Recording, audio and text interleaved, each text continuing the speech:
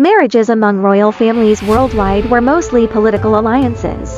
Yet Japan's imperial family uniquely institutionalized consanguineous marriage as a tradition. It crossed ethical lines to pursue pure blood, a rare extreme in history. For over a millennium, unethical unions were rife.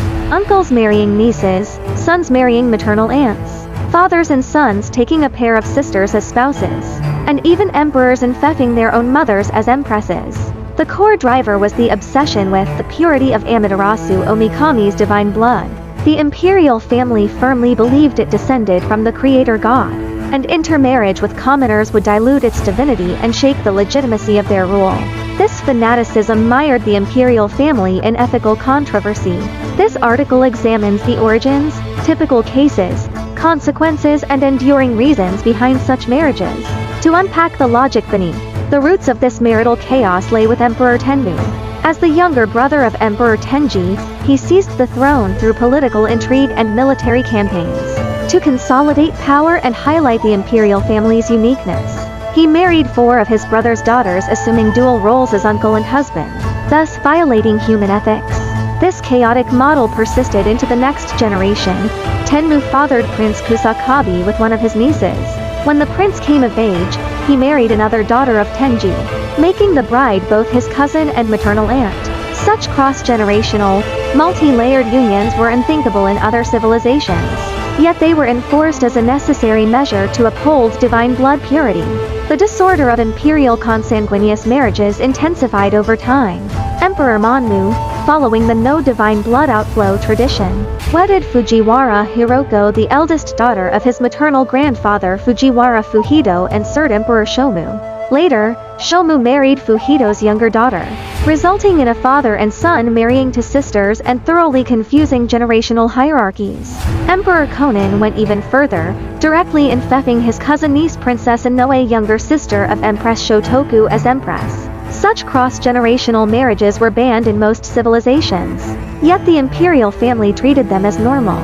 In essence, imperial marriages were a rule-free game of kinship permutation, centered solely on internal unions to avoid divine blood dilution, with total disregard for ethical boundaries.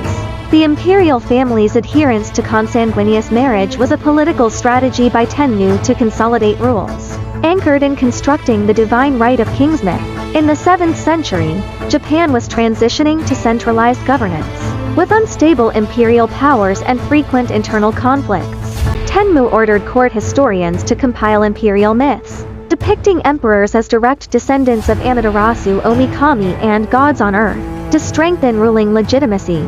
To fix the logical flaw that intermarriage between gods and mortals dilutes divine blood, he imposed rules mandating intra-imperial marriages and banning unions with commoners. Later, the Kajiki records of ancient matters rationalized these marriages as an exclusive imperial honor, turning the political tactics into an entrenched tradition. The pure divine blood doctrine exacted a heavy, bloody toll on the imperial family.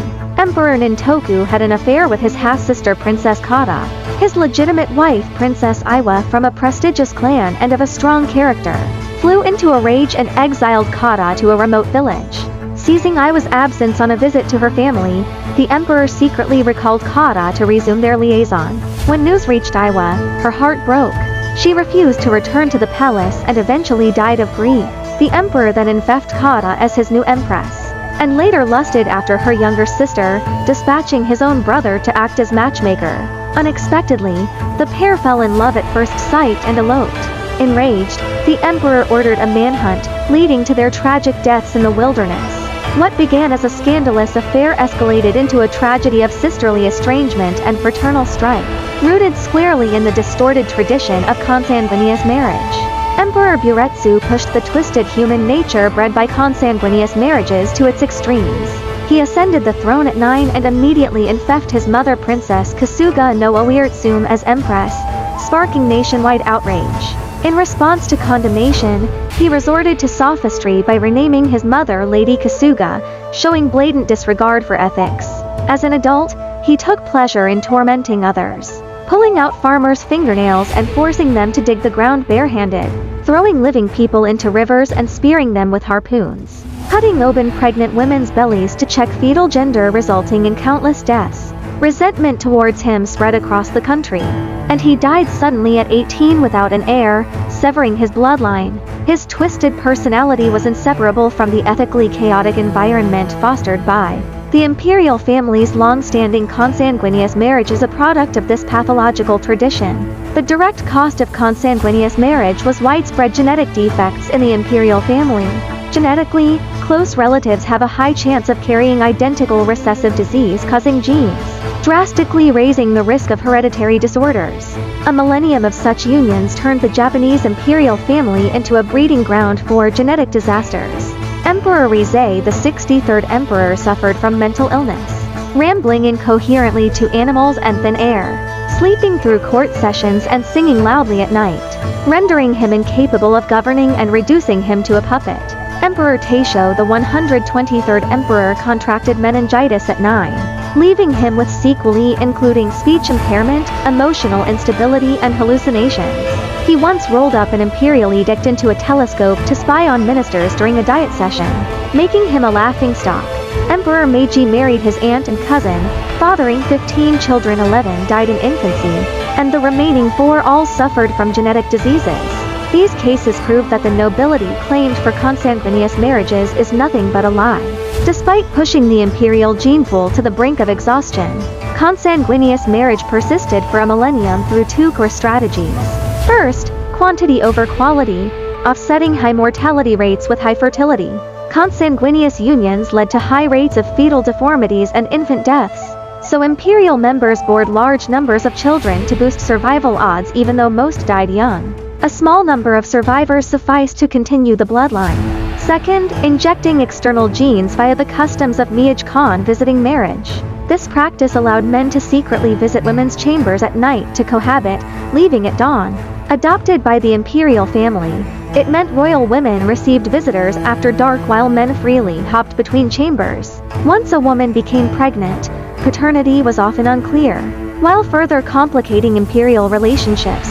It objectively broke the pure divine blood isolation, mixing in small amounts of external genes, increasing genetic diversity and improving survival rates. Ironically, Tenmu's divine blood theory intended to strengthen rules backfired spectacularly. For nearly a millennium afterwards, most emperors were powerless puppets, with power concentrated in the hands of shoguns and maternal relatives. Powerful ministers exploited the marriage tradition by marrying their daughters to emperors, then meddling in politics as maternal kin. For instance, the Fujiwara clan monopolized power through intermarriage, establishing the Seisho Kampaku regent-chancellor system. Though this political maneuver was not aimed at genetic improvement, it inadvertently introduced external genes, lowering hereditary disease risks and boosting offspring survival rates. After the Meiji Restoration, emperors regained real power but lost it again after just 2 generations. Taisho's genetic defects left him unable to govern, and power shifted to the cabinet and parliament. Post-Wei, the new constitution reduced the emperor to a mere symbolic figurehead, stripping him of all political decision-making power. In modern times, genetic problems stemming from consanguineous marriages still plague the imperial family, with Crown Prince Hisahito a typical example. As the core male heir, he walks clumsily marching in lockstep and has repeatedly failed academic assessments. Experts attribute these issues to the imperial family's long history of consanguineous marriage-induced genetic defects. The imperial family has attempted to publicly select a bride for Hisahito, hoping that marrying a commoner would introduce new genes. However, most eligible Japanese women have reacted with fear and refused. 2 key reasons. First, imperial etiquette is extremely cumbersome and strict, and those who marry into the family lose all personal freedom. Second, the imperial family's history of genetic defects and ethical chaos has made women fear hereditary diseases in their children, leaving them unwilling to step into this pit of fire. Thus, the imperial family's attempt to improve its genetic quality has hit a wall. Looking back at the Japanese imperial family's millennial-long history, its abandonment of ethics and pursuit of consanguineous marriage in the name of pure divine blood ultimately led to bitter consequences, frequent ethical tragedies, tyrants' rise, and widespread genetic suffering among its members. Today, Hisahito's genetic issues have once again exposed the imperial family's predicament, and its public bride selection drive has struggled amid social resistance. This is not just a matter of family survival, but a reflection of the conflict between tradition and modern civilization. The divine blood theory and consanguineous marriage were political products of a specific historical era, their absurdity fully laid bare by modern science. For the imperial family to resolve its genetic problems and achieve long-term survival, it must break free from traditional shackles and adapt to the times. Its millennium of consanguineous marriage stands as a cautionary tale. Choices that violate ethics and science will ultimately exact a heavy price. Only by embracing civilizational progress and respecting science and humanity can any entity achieve sustainable development.